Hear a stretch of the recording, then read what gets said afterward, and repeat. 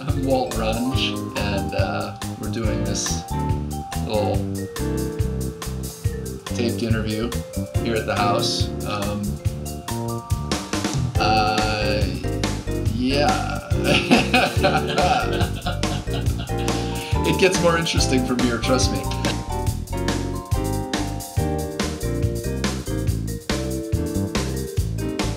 It's a tune that I wrote, fortunately enough, when I was on tour in Japan. I was in Fukuoka, just kind of watching the sun come up, and wrote this tune.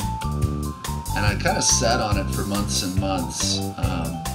What you listen to and what you're listening to in the background is I'm performing with a music program called Band in the Box, and it's been a really helpful tool for me because I can take music that I've written, and rather than wishing I had a band to play with, I can actually, create a band for my original music, which is great because once you hear it, then you can make your changes, in the stuff that you're producing, and it's a terrific tool. I also use it when I perform in Second Life, secondlife.com. It's like a virtual world, and I do concerts in that world, and it's a great way, again, for me to perform my music, get reaction from people. I perform in Italy, France, the UK, some American Sims. Although the American Sims don't pay very well, and but the European Sims do. But yeah, again, it's creating that opportunity to create. I think that an artist really only has two options. He can rely on other people to create the atmosphere in which you can create, or you have to go out and you have to create that atmosphere on your own. So Second Life has been my avenue to do that. Just creating an opportunity for me to play my original music, a reason to complete the songs,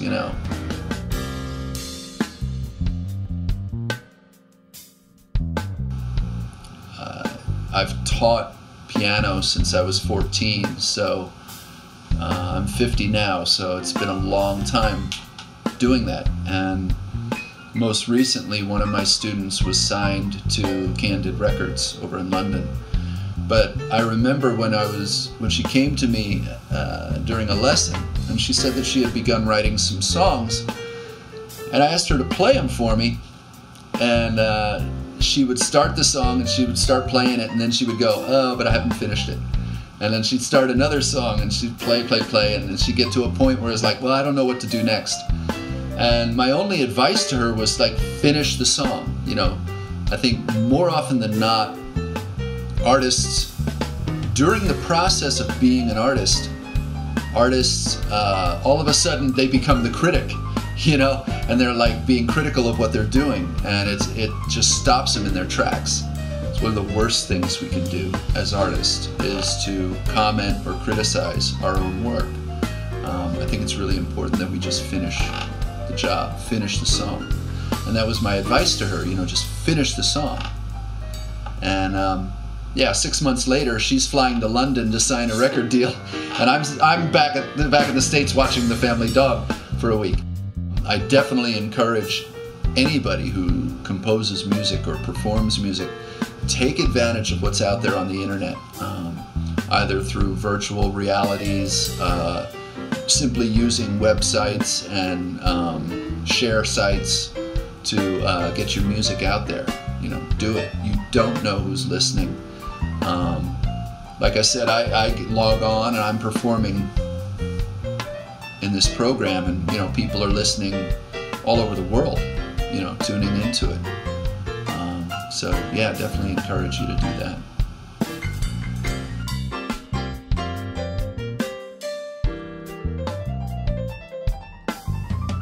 if I was not performing music, I would still be living in Alaska. I was living in Alaska for about a year, and I loved it, absolutely loved it. There's always been this dichotomy going on, this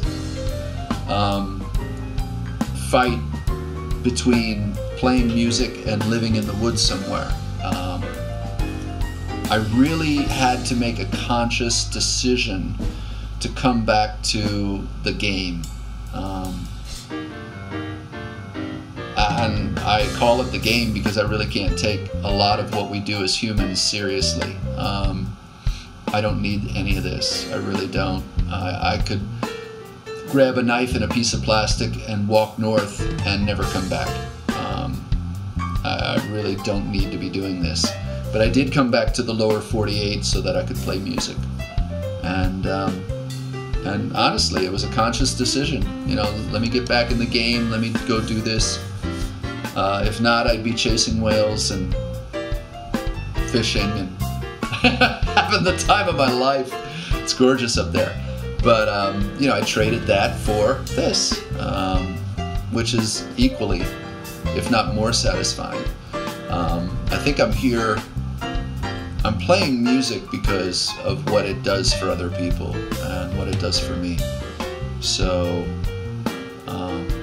would it be easier if I were living up north in the woods somewhere? Yes, definitely. But, you know, God gives us a gift, and we're entitled to use that gift in what we do and how we relate to other people. So here I am. My philosophy about music is, again, it's a gift. I'm not pushing any spiritual agenda here, other than the fact that I do believe that my talent is a gift. That does not mean that I don't have to work at it. I do. But musically, I like to treat music as an art. But the artistic end of it is over when you decide to perform. I mean, you know, you can create music, you can write songs, and then as you take it to the stage and you perform, it's a living art form. And you know, like one of my favorite quotes, Joni Mitchell said in a concert one time, you know, people started yelling out tunes that they wanted her to play, and she just kind of giggled. You know, it's like, that's really the beauty of being a musician, that, you know, nobody ever said to Picasso or Van Gogh or any other, you know, like to Van Gogh, oh, yo, man, paint a starry night again, man, you know? So it's a unique living experience when you can perform music for people. Because once the song is over, that will never happen again. It's over. You know, that you'll never be able to do that again. You'll be able to play the song again, but it will never be what it was only a moment ago while you were playing.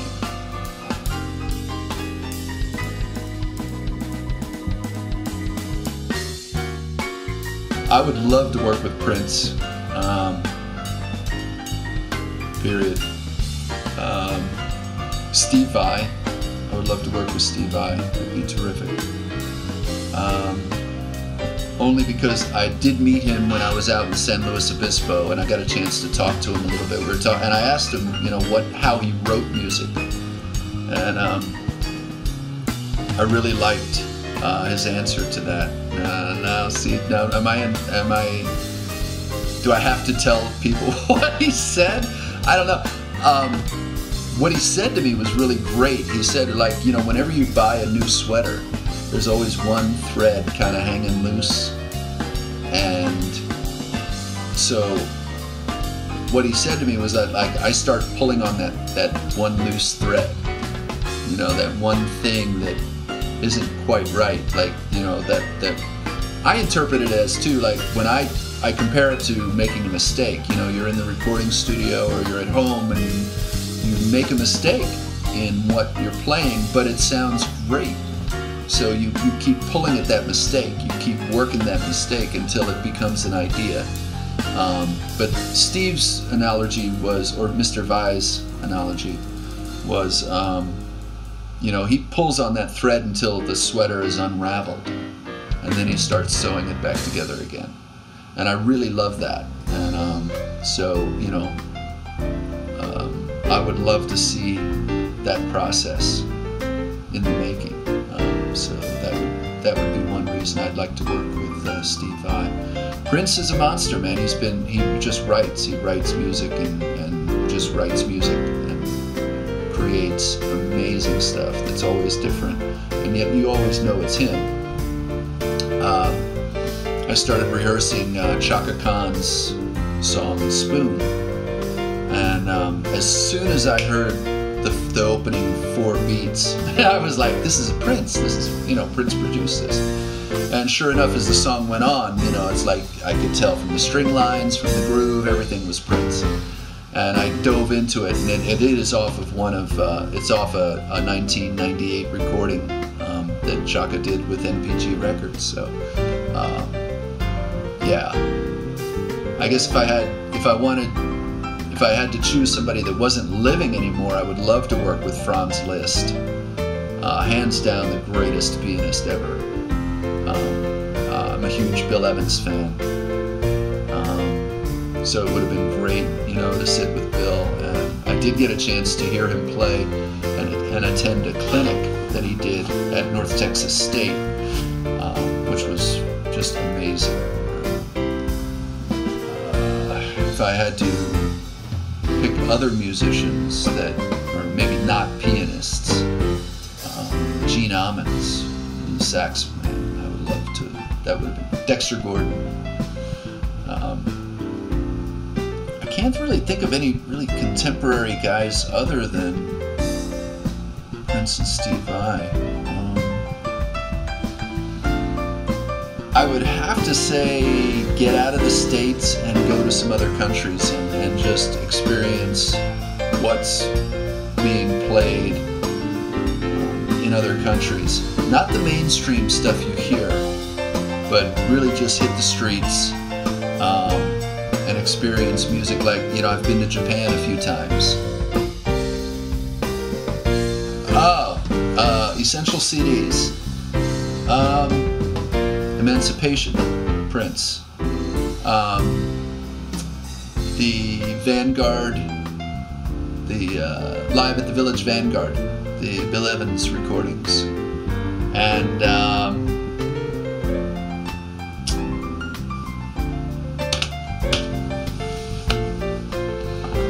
wow, one more.